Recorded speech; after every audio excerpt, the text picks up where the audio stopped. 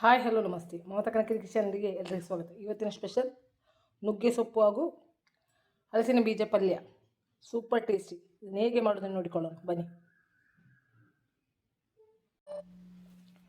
ನುಗ್ಗೆ ಸೊಪ್ಪು ಹಾಗೂ ಹಲಸಿನ ಬೀಜ ಪಲ್ಯ, ಇದಕ್ಕೆ ಬೇಕಾದಂಥ ಮೇನ್ ಇಂಗ್ರೀಡಿಯೆಂಟ್ ಹೇಳಿದಾಗೆ ನುಗ್ಗೆ ಸೊಪ್ಪು ಹಾಗೂ ಹಲಸಿನ ಬೀಜ ಎರಡೂ ಈ ಮಳೆಗಾಲ ಸ್ಟಾರ್ಟ್ ಆಗೋ ಮೊದಲೇ ಸಿಗ್ತದೆ, ಫ್ರೀಯಾಗಿ ಸಿಗುವಂಥ ವಸ್ತು ಹಾಗೂ ಆರೋಗ್ಯಕ್ಕೆ ತುಂಬ ಒಳ್ಳೆಯ ವಸ್ತು. ಇದನ್ನು ಹೇಗೆ ಮಾಡೋದನ್ನು ನೋಡಿಕೊಳ್ಳೋಣ. ಮೊದಲಿಗೆ ನುಗ್ಗೆ ಸೊಪ್ಪನ್ನು ಚೆನ್ನಾಗಿ ನೋಡಿಕೊಳ್ಬೇಕು, ಇದರಲ್ಲಿ ಹುಳ ಇದೆಯಲ್ಲ ನೋಡಿಕೊಂಡು ಒಂದೊಂದೇ ಸೆಟ್ ಮಾಡಿ ಇಟ್ಟು ಮತ್ತು ಎಲೆ ಬಿಡಿಸ್ಬೇಕು. ಫಸ್ಟಿಗೆ ಎಲ್ಲ ಕುಡಿ ತಗೊಳ್ಬೇಕು. ಮತ್ತು ಈ ರೀತಿಯಾಗಿ ಅಂದರೆ ಮರಗಳನ್ನು ತೆಗೆದು, ಹೆಚ್ಚಿನವರಿಗೆ ಇದು ಗೊತ್ತಿರ್ಬೋದು ಬಿಡಿಸೋದು ಹೇಗೆ ಹೇಳಿ. ಈ ರೀತಿಯಾಗಿ ಎಲೆ ಎಲೆಯಾಗಿ ಸಿಂಗಲ್ ಆಗಿ ಬಿಡಿಸಿದರೆ ಒಳ್ಳೆಯದು, ಇಲ್ಲದಿದ್ದರೆ ಒಂದು ಈ ಥರ ಬಿಡಿಸಿಕೊಳ್ಬೋದು. ಮೊದಲು ನಾನು ಇದನ್ನು ಬಿಡಿಸಿಕೊಂಡು ಬರ್ತೇನೆ, ಬಿಡಿಸಿ ತೊಳೆದು ಬರ್ತೇನೆ. ಇದನ್ನು ಬಿಡಿಸಿ ಹಿಡಿದರೆ ಸ್ವಲ್ಪ ಕೆಲಸವೇ. ಕೆಲವರು ಮೊದಲನೇ ದಿನ ರಾತ್ರಿ ಇದನ್ನು ತೆಗೆದು ಚೆಂದ ಎಲ್ಲ ಕ್ಲೀನ್ ಮಾಡಿ ಹುಳ ಉಪ್ಪಟೆ ಏನಾದರೂ ಇದೆಯಾ ಅಂತೆಲ್ಲ ಚೆಕ್ ಮಾಡಿ ಒಂದು ಬಟ್ಟೆಯಲ್ಲಿ ಕಟ್ಟಿರ್ತಾರೆ. ಆಗ ಬೆಳಿಗ್ಗೆಗೆ ಅದು ಉದುರಿರ್ತದೆ, ಅದು ಕೂಡ ಸುಲಭ ಆಗ್ತದೆ. ಮತ್ತು ನರವನ್ನು ಎಕ್ಕಿ ತೆಗೆದ್ರೆ ಆಯಿತು. ಇಲ್ಲದಿದ್ದರೆ ಸ್ವಲ್ಪ ಕಷ್ಟ ಆಗ್ತದೆ. ಬಾಯಿಗೆ ಟೇಸ್ಟಾಗಿ ಆರೋಗ್ಯಕರವಾಗಿ ತಿನ್ನಬೇಕಿದ್ರೆ ಸ್ವಲ್ಪ ಕಷ್ಟಪಡಬೇಕು. ಆದ ಕಾರಣ ನಾನು ಹೀಗೆ ಬಿಡಿಸಿಕೊಳ್ತಾ ಇದ್ದೇನೆ. ಇದು ಈಗ ಮರದಿಂದ KBಯವರು ಕಟ್ ಮಾಡಿದಂಥ ಗೆಲ್ಲು ಫ್ರೀಯಾಗಿ ಸಿಕ್ಕಿದ್ದು. ಆದ ಕಾರಣ ಕೆಲವರು ಹಣ ಕೊಟ್ಟು ತಗೊಳ್ತಾರೆ, ಹಣ ಕೊಟ್ಟು ತಿನ್ನುವವರು ಇದ್ದಾರೆ. ನಮ್ಮಲ್ಲಿ ಅಲ್ಲಿ ಇದು ಅಂಗಳದಲ್ಲಿ ಇದ್ದರೂ ಕೆಲವರಿಗೆ ಇದರ ಬೆಲೆ ಗೊತ್ತಾಗೋದಿಲ್ಲ.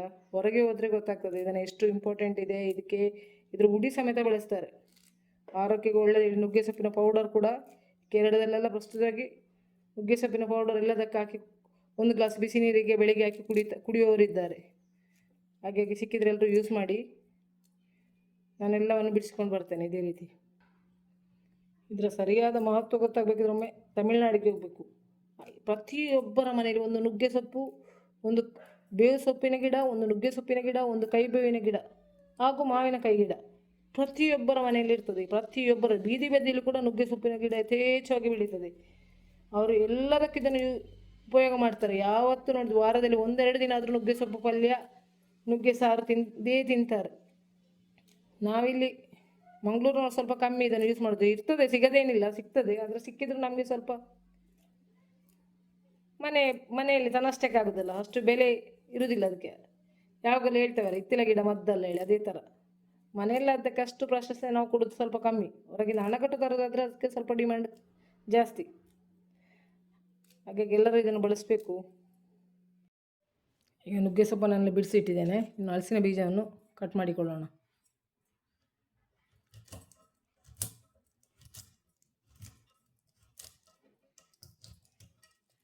ನೋಡಿ ಈ ರೀತಿ ಸಪೂರಕ್ಕೆ, ತುಂಬ ಸಪೂರ ತೆಳುವಾಗಿ ಕಟ್ ಮಾಡಿಕೊಳ್ಬೇಕು. ಸಪೂರ ಈ ರೀತಿ ಕಟ್ ಮಾಡಿಕೊಳ್ತಾ ಇದ್ದೇನೆ. ಎಲ್ಲ ಬೀಜವನ್ನು ಸ್ವಲ್ಪ, ಎಷ್ಟು ಪೂರ್ತಿ ಬೇಡ, ಸ್ವಲ್ಪ ಒಂದು 10-20 ಬೀಜವನ್ನು ಈ ರೀತಿಯಾಗಿ ಕಟ್ ಮಾಡಿಕೊಳ್ತಾ ಇದ್ದೇನೆ.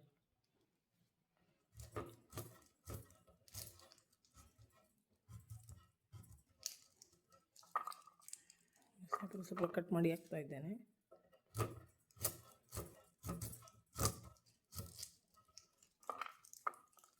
ಸಿಪ್ಪೆಯನ್ನು ಮತ್ತೆ ತೆಗೆದುಕೊಳ್ಬೋದು. ಎಲ್ಲ ಒಮ್ಮೆಲೆ ಕಟ್ ಮಾಡಿ ಹಾಕಿ ಮತ್ತೆ ಸ್ವಲ್ಪ ಸಿಪ್ಪೆಯನ್ನು ಕ್ಲೀನ್ ಮಾಡಿಕೊಳ್ಳೋದು. ಸ್ವಲ್ಪ ಒಣಗಿದಾದರೆ ಒಳ್ಳೆಯದು, ಸಿಪ್ಪೆ ಸುಲಭದಲ್ಲಿ ಬರ್ತದೆ. ಹಸಿಯಾದ ಸ್ವಲ್ಪ ಕಟ್ ಮಾಡಲಿಕ್ಕೆ ಕಷ್ಟ. ಸರಿಯಾಗಿ ಸ್ವಲ್ಪ ಬಿಸಿಲಿಗೆ ಇಟ್ಟಿದ್ದೇನೆ ತೊಳೆದು ಹಲಸಿನ ಬೀಜವನ್ನು, ಆದ ಕಾರಣ ಸುಲಭದಲ್ಲಿ ಬರ್ತದೆ. ಈಗ ಹಲಸಿನ ಬೀಜ ಕಟ್ ಮಾಡಿ ರೆಡಿಯಾಗಿದೆ.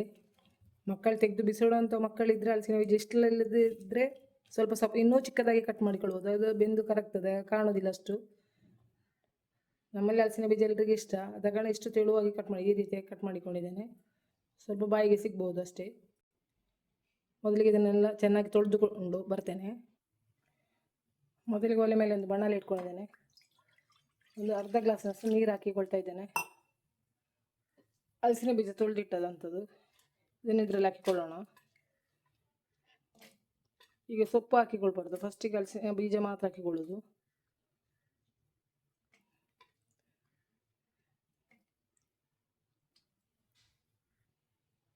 ಚೆನ್ನಾಗಿ ಒಂದು ಕುದಿ ಬರಬೇಕು, ಅಲ್ಲಿವರೆಗೆ ಮುಚ್ಚಳ ಮುಚ್ಚಿಟ್ಟು ಕುದಿಸ್ಕೊಳ್ಳೋಣ.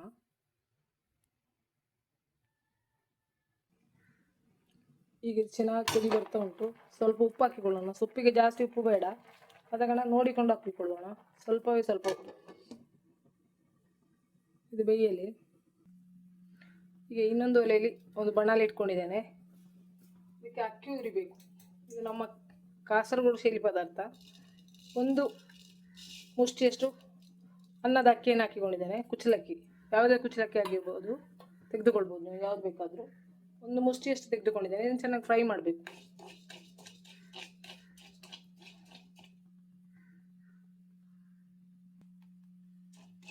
ಅಕ್ಕಿ ಚೆನ್ನಾಗಿ ಫ್ರೈ ಆಗಬೇಕು, ಕರ್ಚಬಾರ್ದು, ಅರಳಾಗ್ತಾ ಬರಬೇಕು, ಕುಡಿತಾ ಬರುತ್ತೆ ನೋಡಿ.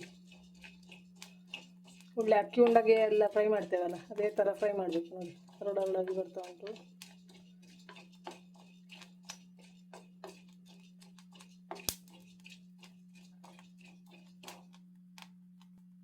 ಅಕ್ಕಿ ಅರಳಾಗಿದೆ. ಗ್ಯಾಸ್ ಆಫ್ ಮಾಡಿ ಕೊಡ್ತಾ ಇದ್ದೇನೆ. ಇದು ಮಣ್ಣಿನ ಬಾಣಲೆ, ಆದ ಕಾರಣ ಒಳ್ಳೆ ಬಿಸಿ ಇರ್ತದೆ. ಈಗ ಇದರಲ್ಲೇ ಇದು ಫ್ರೈ ಆಗ್ತದೆ ನೋಡಿ. ಈಗ ನಮ್ಮ ಹಲಸಿನ ಬೀಜ ಒಳ್ಳೆ ಅರ್ಧ ಬೆಂದಿದೆ, ಒಳ್ಳೆ ಕುದಿತಾ ಉಂಟು. ಈಗ ನಮ್ಮ ಸೊಪ್ಪನ್ನು ಹಾಕಿಕೊಳ್ಳೋಣ. ಕ್ಲೀನ್ ಮಾಡಿದಂಥ ಸೊಪ್ಪು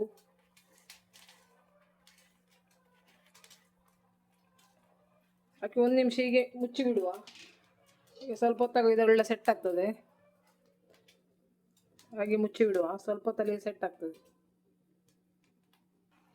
ನಮ್ಮ ಎಲೆ ನೋಡಿ ಸರಿ ಸೆಟ್ ಆಗಿದೆ. ಮಿಕ್ಸ್ ಮಾಡಿಕೊಳ್ಳೋಣ. ನೀರು ಹಾಕಲಿಲ್ಲ, ಹಲಸಿನ ಬೀಜಕ್ಕೆ ಹಾಕಿದ ನೀರೇ. ಇದರಲ್ಲಿ ನಾವು ತೊಳೆದದ್ರಲ್ಲಿ ನೀರಿನ ಪಸೆ ಇರ್ತದಲ್ಲ, ಉಪ್ಪನ್ನು ಸೇರಿಕೊಳ್ತದೆ. ಇದು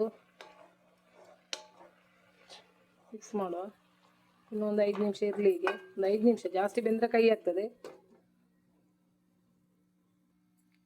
ಇದು ಮಸಾಲೆಗೆ ಒಂದು 5-6 ಬ್ಯಾಡಗಿ ಮೆಣಸು ತೆಗೆದುಕೊಂಡಿದ್ದೇನೆ. ಇದನ್ನು ಮಿಕ್ಸಿಯಲ್ಲಿ ಹಾಕಿ, ತುಂಬ ನೈಸ್ ಬೇಡ, ಸ್ವಲ್ಪ ರಫ್ಲಿ ಚಿಲ್ಲಿ ಫ್ಲೆಕ್ಸ್ ಮಾಡಿಕೊಳ್ಳೋಣ. ನಮ್ಮ ಚಿಲ್ಲಿ ಫ್ಲೆಕ್ಸ್ ರೆಡಿಯಾಗಿದೆ. ಈಗ ನಾವು ಹುರಿದಿಟ್ಟಂತಹ ಅಕ್ಕಿ, ಇದನ್ನು ಕೂಡ ನೈಸಾಗಿ ಪೌಡರ್ ಮಾಡಿಕೊಳ್ಳೋಣ. ಅಕ್ಕಿ ಕೂಡ ನೈಸ್ ಪೌಡರ್ ಆಗಿದೆ. ಈಗ ಒಂದು ಗಡಿ ತೆಂಗಿನಕಾಯಿಯನ್ನು ಹಿಡಿದಿಟ್ಟುಕೊಳ್ಳೋಣ.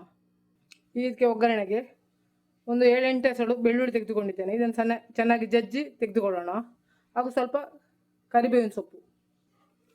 ಈಗ ನಮ್ಮ ಸೊಪ್ಪು ಚೆನ್ನಾಗಿ ಬೆಂದಿದೆ ನೋಡಿ, ನೀರೆಲ್ಲ ಡ್ರೈ ಆಗ್ತಾ ಬಂದಿದೆ.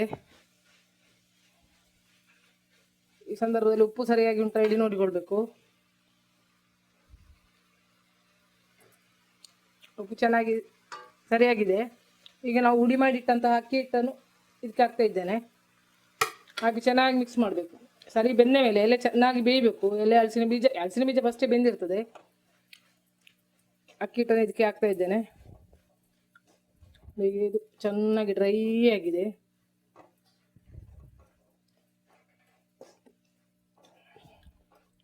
ಒಳ್ಳೆ ಡ್ರೈ ಆಗಿದೆ ಫ್ರೈ. ನೀರೆಲ್ಲ ಹೀರ್ಕೊಂಡಿದೆ ಅಕ್ಕಿ ಹಿಟ್ಟು. ಇದು ನಮ್ಮ ಕಾಸರಗೋಡಿನಲ್ಲಿ ಹೆಚ್ಚಾಗಿ ಈ ಥರ ಮಾಡ್ತಾರೆ. ಕಾಸರಗೋಡು ರೆಸಿಪಿ ಇದು ನೋಡಿ. ಈ ಥರ ಡ್ರೈ ಆಗಿದೆ. ಈಗ ಇದೊಂದು ಒಳ್ಳೆ ಒಗ್ಗರಣೆನ ಹಾಕಿಕೊಳ್ಳೋಣ. ಇದನ್ನು ತೆಗೆದು ಬದಿಗೆ ಇಡ್ತೇನೆ.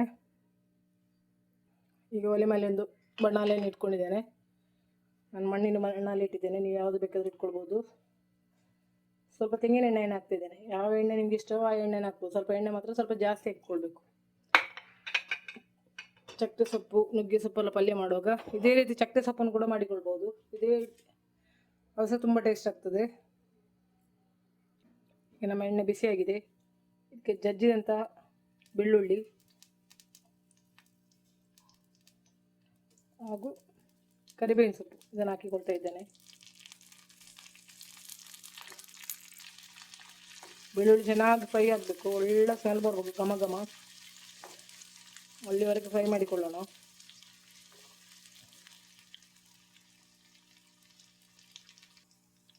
ಬೆಳ್ಳುಳ್ಳಿ ಒಳ್ಳೆ ಕೆಂಪಾಗಬೇಕು, ಕರ್ಚಬಾರ್ದು.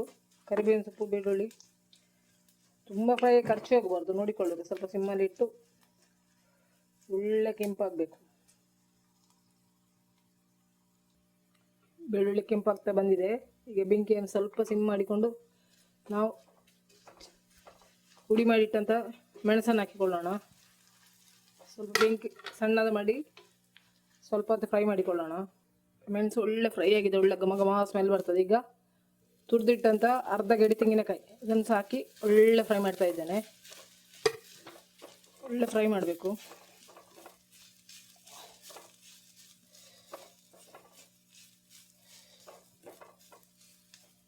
ತೆಂಗಿನಕಾಯಿ ಸ್ವಲ್ಪ ಒಳ್ಳೆ ಕೆಂಪಾಗಬೇಕು.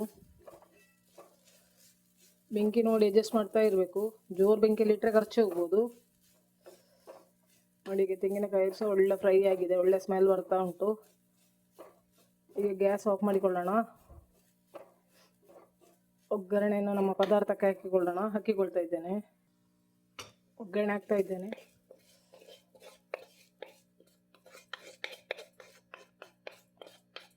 ಚೆನ್ನಾಗಿ ಮಿಕ್ಸ್ ಮಾಡಬೇಕು.